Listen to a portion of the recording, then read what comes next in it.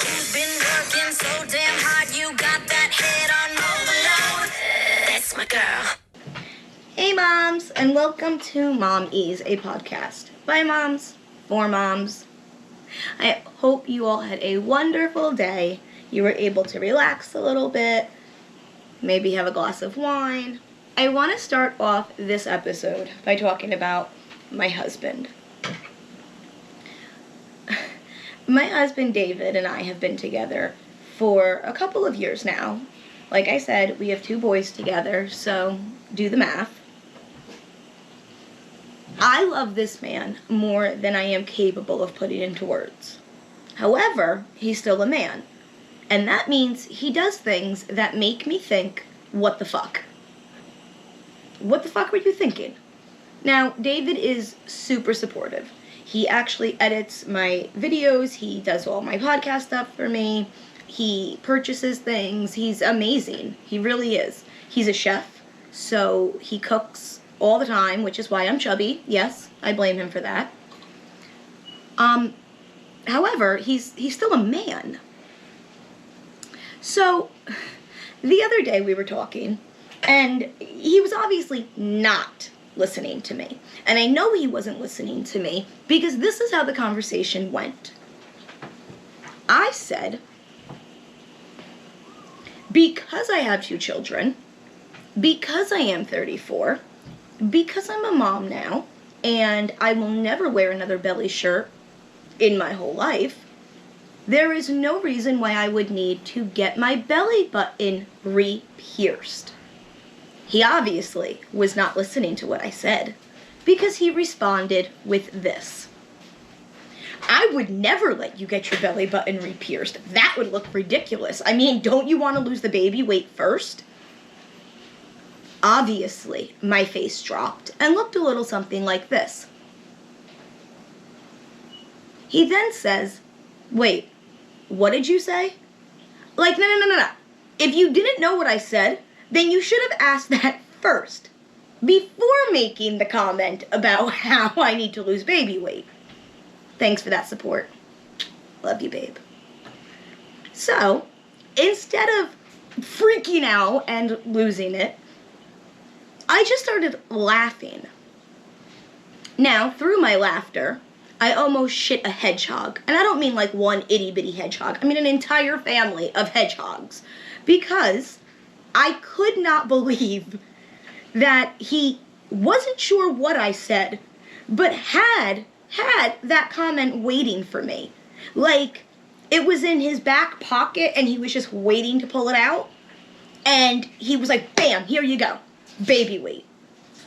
All right. Okay. So, he was a little late, and that's fine. But now let's put the shoe on the other foot, shall we?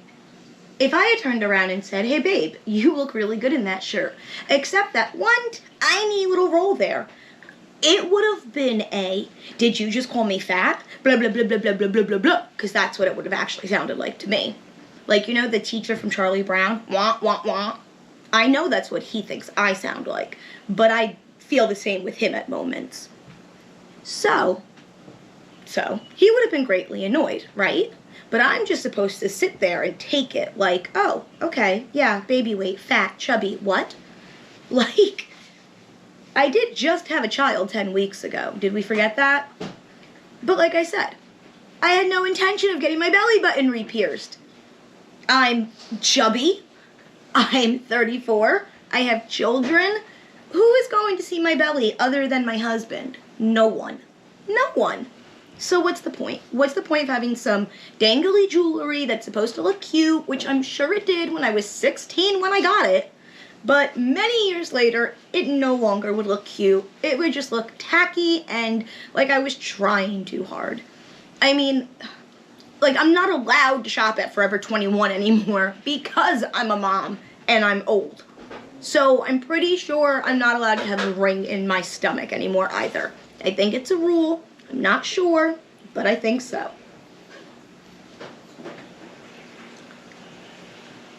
As this conversation continues with my husband, he gets up from the table, gives me a kiss, and says, all right, babe, I'm going to run out.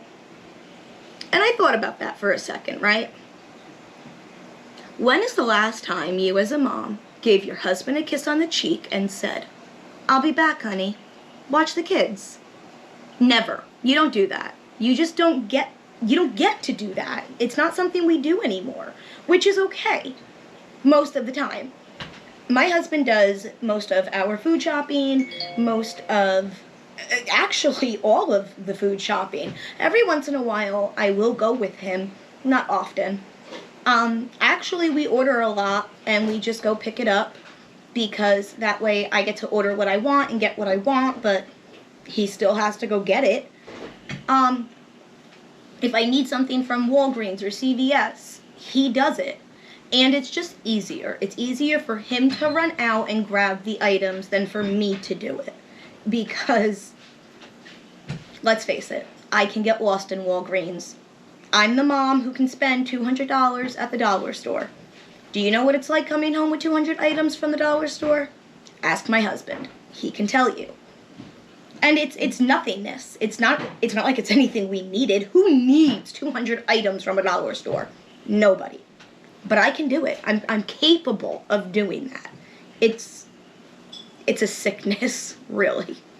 But that wasn't the point. The point is, men have this idea that they watch the kids. They babysit. No. They are your children. It's called being a dad. It's called being a father. You stayed home with the kids. You didn't watch them. You didn't babysit them. No. There's no sitting. You acted like a father. You did what you were supposed to do. That's it. And I heard a woman say this once, and now I can't agree more.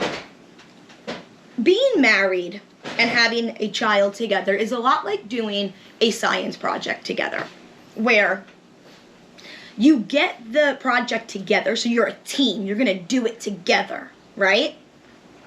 Okay.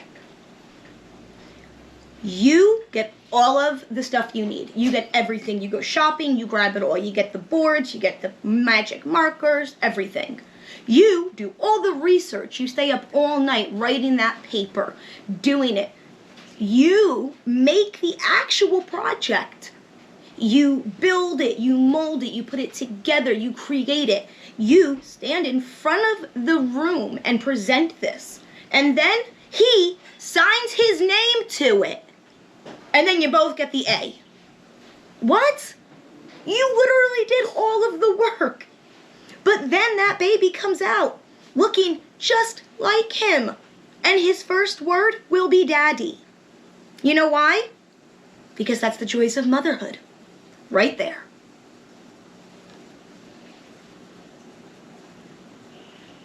Now, because we are moms, I have decided that we deserve a star chart. Do you know what that is? So, you do the dishes, you get a star. You do the laundry, you get a star. You help with homework, you get a star. You cook dinner, you get a star. You get the point. So you get a star. Now, the next time your husband comes home and says, and I will quote, "What the hell have you been doing all day?" Because you know, the moment he walks in the house is the only time your ass touched that fucking couch and he happens to see it. You can pull out this chart and say, "Honey, I'm so happy you asked. This is what I've done all day. Where's your fucking chart?" Hey moms! I just want to stop in for a second and tell you about a wonderful company called Tiny Toddler. You can use code Jackie15 for 15% off your entire order. That's Jackie, Jackie, 15 for your entire order.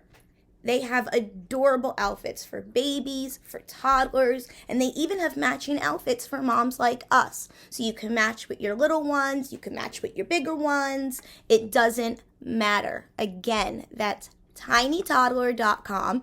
You can follow them on Instagram at tinytoddlerofficial, and you can use my code Jackie15 for 15% off. Happy shopping! Where's your fucking chart? he will not be able to produce one. Do you know why? Because he didn't do any of that all day. But, he certainly acts like he did. Doesn't he? He does. And then, you go and you call your mother, right? And you're gonna bitch. You're gonna bitch, because, he comes in, and of course he saw me sitting on the couch, and then he turns around and tells me how that's all I did all day, which is not true. But, you know what she says? She fucking defends him. Why? I don't fucking know, because she's crazy. But she does. Well, Jack, he has it hard too. Doing what? What do men do as far as motherhood goes that's so difficult compared to mothers? Nothing. Do you know what my husband does do that is difficult? He puts up with me. Do you know what my husband does do that is difficult? He edits for hours to make this look halfway decent. Because I can't do it. Do you know what my husband does do that he deserves a sticker for? He fixes shit. Things that I break normally, or my child breaks, and then I take the blame for it because I don't want him to know that Tommy broke it. Which is half of what we own now, by the way. I've learned that too. Like, I swear to God, they should have a book, before having children, before becoming a mom, what to know. Put all of your valuables away. All of them. Don't keep anything out. Nothing. Keep nothing out. My child has torn apart, ripped apart, broken, tried to eat, possibly did eat, things that are made of glass, things that are made of clay, things that, you name it, he has demolished it. And sometimes I don't even know how. It could be child-proof, and this child finds a way to make that a complete lie. It's insane. It really is. It's absolute insanity what my wonderful 2-year-old is capable of doing. So, I asked you guys to send me comments, to send me stories, to send me fun things to discuss. Well, one of you moms out there did just that. And I would love to share this story because it is hilarious. She is a mom of 2. And for one of her first solo outings with both of her kids, she decided to go to the mall. That was probably the first mistake. She goes to Nordstrom's. Everybody's favorite store, right? It has everything. Clothes, shoes, makeup, hair accessories, things for you, things for him, things for them. It's great. Everything in one store. Perfect. Well, unfortunately, when you have children, you know that every child has to see the inside of every single bathroom. You go to the store, they have to go to the bathroom. You go to a restaurant, they have to go to the bathroom. You go to the park, they have to go to the bathroom. It doesn't matter. You go, they go. It is absurd. So, she takes them to the bathroom. All right. So, the little one has a complete blowout. Ugh. A front blowout, a side blowout, a back blowout, you name it, it was there. So she puts the baby on the changing table, she gets ready, she gets doing what she's doing. Her older one, who's only, 2.5 at the time, is attached to her leg standing there. Pulling the, "Mommy, are you almost done? Mommy, mommy." No, I'm not. Wait, I have to be a mom right now and wipe poop off of this entire child. Literally covered from, torso to toes. Well, as she's changing blowout number 1, blowout number 2 happens. As that happens, she turns around. And as she's turning, what do you think happens next? The child that is attached to her leg, her itty-bitty baby shadow, her 2.5-year-old, is standing there. And the diaper that has all of the poop in it falls on this kid's head. So now she has an infant who is covered in shit and a toddler who is covered in shit. Well, it is a literal shit show in the Nordstrom's bathroom. And she does what any other mom would do. She tries to clean what she can, and she gets the fuck out of there as if it never happened. Because Poop does not come off. You will never get poop out of everything, off of everything.